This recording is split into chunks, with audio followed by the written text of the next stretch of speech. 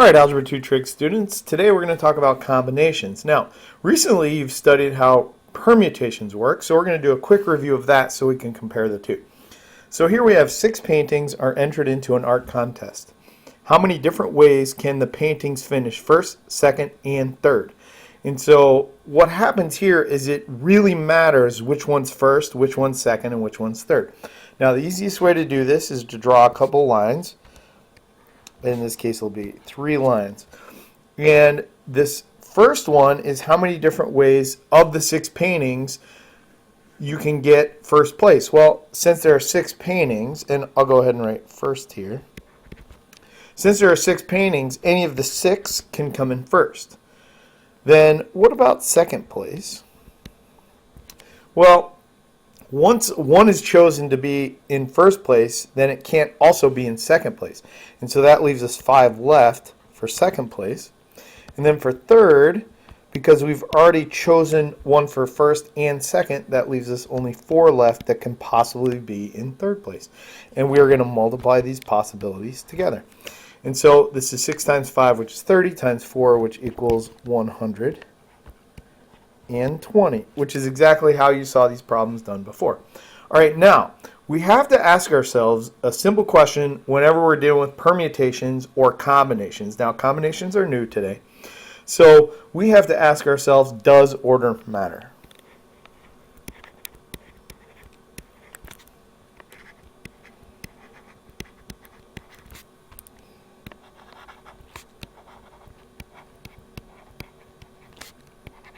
And you're going to see what I mean by that as we go through here. But in this first problem, in a permutation, order matters.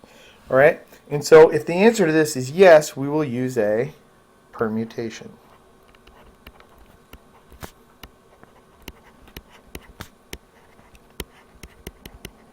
Because order always matters. For instance, in this problem, it mattered what painting came in first, second, or third. If the answer to that is no, we're going to use combinations.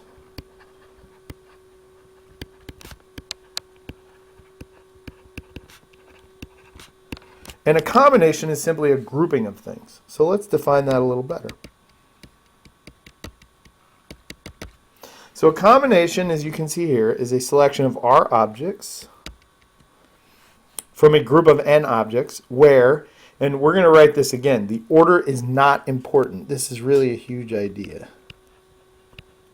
So the order is not important.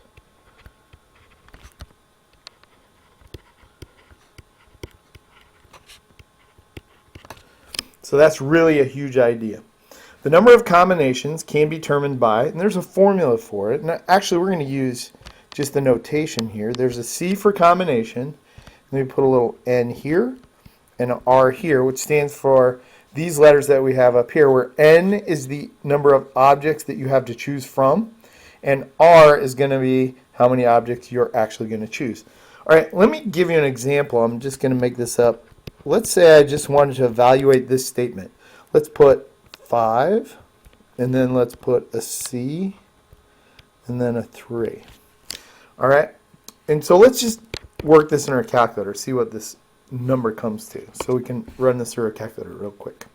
All right, so we're going to go to math. And this over here is PRB, and you've seen this before, just recently. So we're going to scroll over to PRB, which stands for probability. And number 4 is what you dealt with before, that factorial button. What we're going to do here is just scroll down. There's NCR. All right. Now, I should have thought ahead, which I tend not to do on this type of problem. I really want to go back to my home screen and type the 5 in first. Right, because that 5 is going to have to be in before I go get this function. So let me go back and go to math and then move over to probability. And then I'm just going to choose number 3. And see how that 5 now, I would have wanted to type that in first. So it's hard to remember that. And then I'm going to type in the 3. And then when I hit enter, it evaluates this for me. So this is going to be 10. All right. Sorry about that.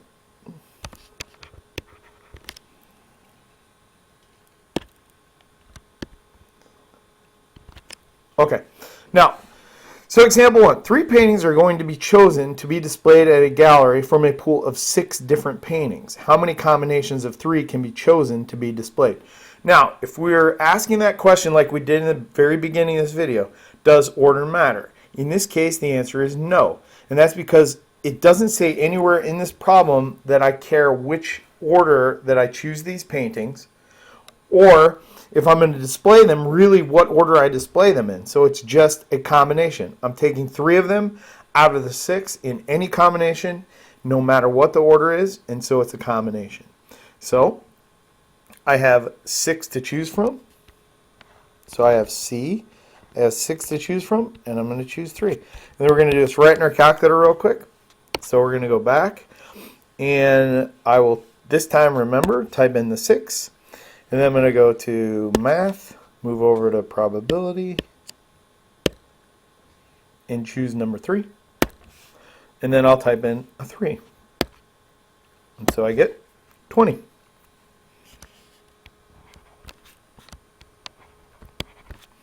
All right, so it's as easy as that. That means for this scenario, there are 20 different ways I can choose any of these 3 paintings from the group or pool of 6 and choose to arrange them or put them in my art gallery. All right, not too bad, right? All right, next problem.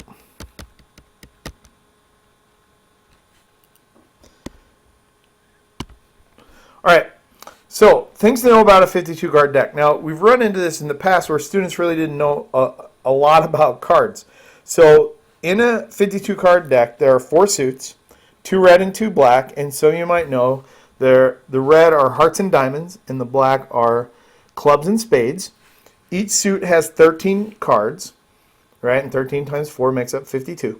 There's 1 ace and 3 face cards, right, for each suit. And then the other cards of the suits are numbered 2 through 10. All right, now, if the order is not important, so right away, this is telling us this is a combination.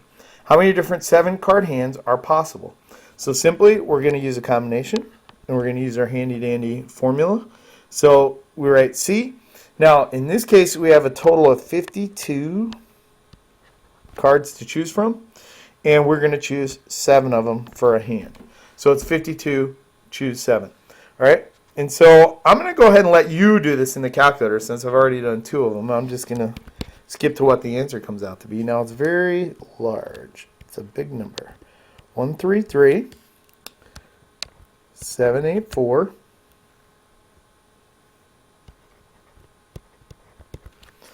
560. So 133,784,560 different ways that I can take 7 cards and just group them out of 52. And of course, in this case, the order doesn't matter. All right, one more problem. And this one's going to be a little more tricky. How many possible 5-card hands have the same suit? Now, this one's a little more difficult than the last one. And there's a hint here. The first card sets the tone. Then we can choose 1 from that given suit. So really what that's saying is I'm going to choose the suit first. All right, so I like to think of this type of problem as 2 different tasks. We have to choose the suit, then we have to choose the cards. So, right, now, so I have 2 combinations I have to worry about. I'm going to take out of the 4 suits, I'm going to choose 1. I'm going to multiply that by, and the reason why this is multiply is very much like the counting principle that you learned with permutations. It's each choice of the suit creates more and more choices of the particular 5-card hands. All right, and so this is a multiply. And then the second thing I'm going to do is I'm going to choose my 5-card hand. Now, over here in this problem, I had 52 cards to choose from, and I chose 7.